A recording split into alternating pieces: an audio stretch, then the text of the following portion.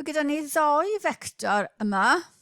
Un sydd wedi cael ei roi ni, I minus 3j, a wedyn ni'n arall gyda newidyn p I plus 2 p j. Newton yr ddau, lle mae p yn gysonin positif. A ni moyn i ddechrau darganfod yr ongl rhwng F2 a j.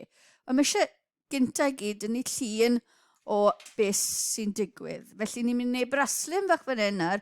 F1 yn mynd draw 1 uned a lawr 2 uned yn y cyfeiriad y. Cyfeiriad negatif j.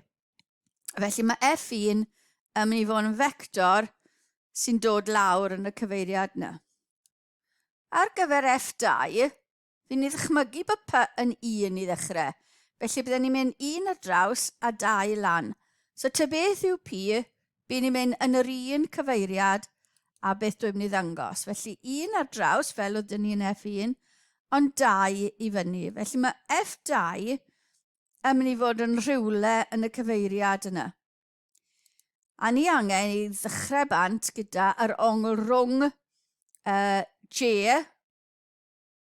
a F2. Felly mae F2 yn mynd y cyfeiriad yna, a ni angen yr ongl yna. Mae hwnna'r un fath ar ongl sy'n dod lawr tuag at y pwynt 1,0 i fyny i cyfeiriad F, achos mae onglau Z gyda ni fyna. A ni'n gwybod o Pythagoras bod yr darn gwylod, y triongl, yn 1 a darn perpendicular yn 2. A mae ongl sgwad yn ni fan hyn. Gan bod ni'n defnyddio cyfesurynau, ni'n gallu gweld bod ni driongl ongl sgwad, ni'n gallu defnyddio trig i ddod o hyd i'r ongl sydd gyda ni yn fan hyn. Felly mae tan alpha, os ydrychwn ni tu fewn y triongl, yn ochr gyferbyn 1 rhannu yr ochr agos sy'n 2. Felly alpha yn tan minus 1 hanner, sy'n rhoi ni gyda'r cyfrifiannell 26.6 i 3 ffigur ystyrlon. Ni'n gallu gweld bod ni'n y pedran cywir achos mae alpha yn ongl lem o'r llun ni wedi tynnu. Gallech chi fod wedi creu hwn gan ddefnyddio yr cyfesurynau sydd gyda ni, oedd yr x yn p a yr y yn 2p. Felly yr x ar draws gyferbyn yr ongl yn 1p a 2p i fyny. Felly p dros 2p, y p yn canslo, a ni'n cael yr un peth. Felly alpha yn dod yn 26.6. Rhan 2. Cyd-effaith F1 a F2 yw R. O wybod bod R yn paralel i I, sef yr uchelyn X, darganfyddwch werth P. Felly mae gyda ni nawr, ni angen adio F1 a F2, a ni mo'n gwybod bod R yn paralel i'r uchelyn, i'r vector i I. Felly bydd R yn rhywbeth I plus 0j. Felly os tynnon ni'r llinell F2 lawr yma, a ni angen bod yr vector F2 neu'r vector F1 plus F2 yn dod â ni nôl i'r uchelyn X, sef paralel i I, i'r vector I. Felly, os rhodda i F2, just y darn yna o F2, byddwn ni'n dod nôl i'r uchelyn X. Felly, adio un F1 yn 1 minus 3 a F2 yn P a 2P, a fi'n cael 1 plus P a minus 3 plus 2P. A fi angen y darn yr cyfesurin Y i fod yn 0. Y darn sy'n mynd gyda'r J i fod yn 0. Felly fi angen bod minus 3 plus 2P yn haflu 0. Hynny yw bod P yn haflu 3 dros 2.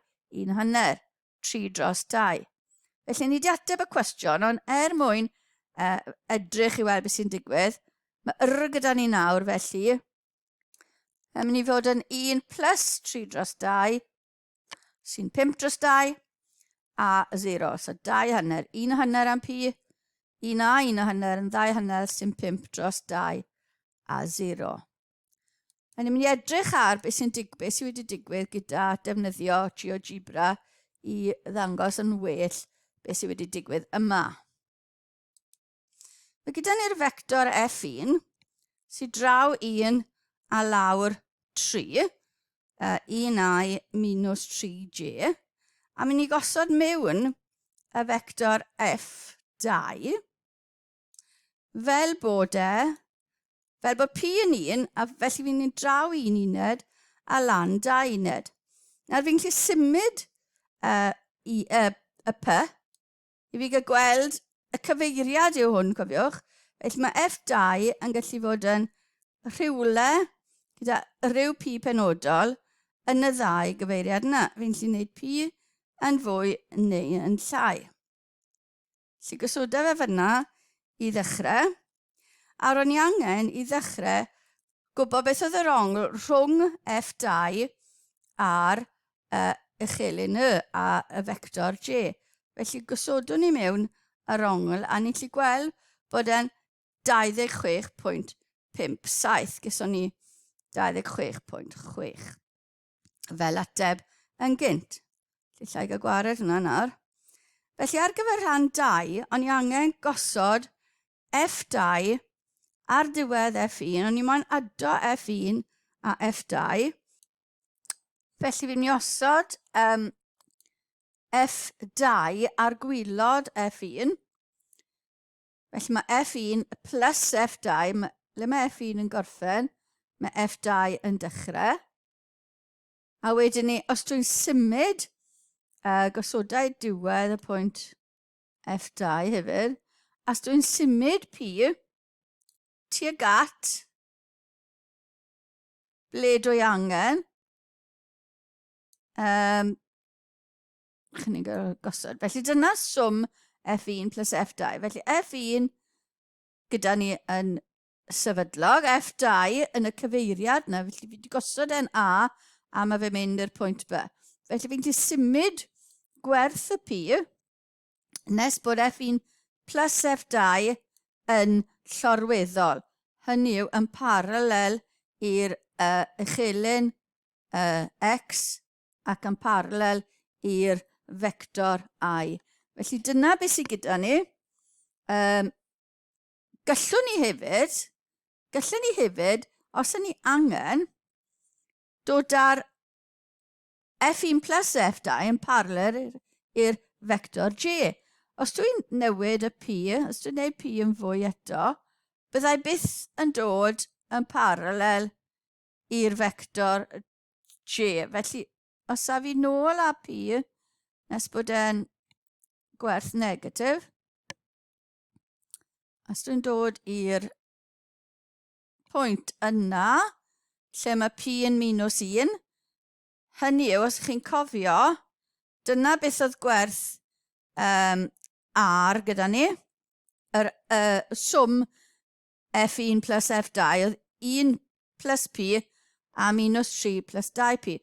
Felly, os y'n ni'n yn paralel i'r uchelyn Y, sef paralel i J, bydd angen bod P yn haflu minus 1 mwyn bod ni yn a 0 ar gyfer I. 0 ar gyfer I paralel i'r J. Felly bydde gyda ni minus 5 ar gyfer F1 plus F2.